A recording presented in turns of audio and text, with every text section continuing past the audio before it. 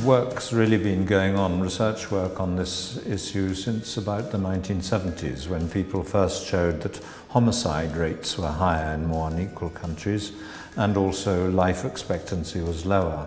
Since then, there has been an expansion of that work, and so we now know that in more unequal countries, child well-being tends to be lower, community life is weaker, people trust each other less, there are more people in prison, a whole range of problems like this. What they all have in common is they are all problems with social gradients.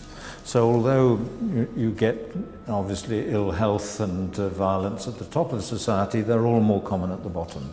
It's those problems that get worse in more unequal societies.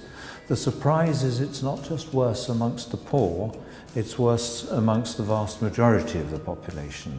The effects of inequality are biggest on the poor, but even well-educated, middle-class people would do a bit better if they lived in a more equal society. When I say a bit better, I mean they might live a bit longer, their children are less likely to become teenage parents, they do a bit better at school, things like that.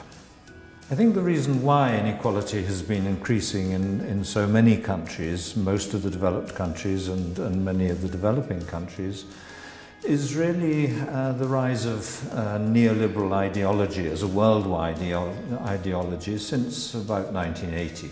Happened first in the English-speaking countries with Reagan and Thatcher, and has spread a bit later to other countries.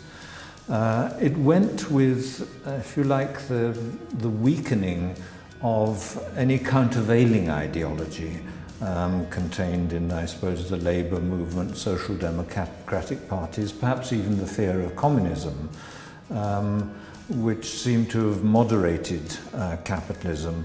So if you look at changes in the 20th century, you get high inequality until sometime in the 1930s, then it comes on down. Inequality reduces until bottoms out in the 1970s, and then you get the modern rise of inequality. So we're back with levels of inequality last seen in the 1920s. And if you look, for instance, at the proportion of the labour force in trade unions, which if you can treat it as this sort of strength of the countervailing voice in society, an idea that there's another way of doing things, trade union strength does exactly the opposite. So when trade unions are strong, inequality was low.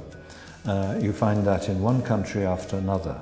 And so I think the importance of neoliberalism, it went with the disappearance of any idea there was another way of running a society or of doing things.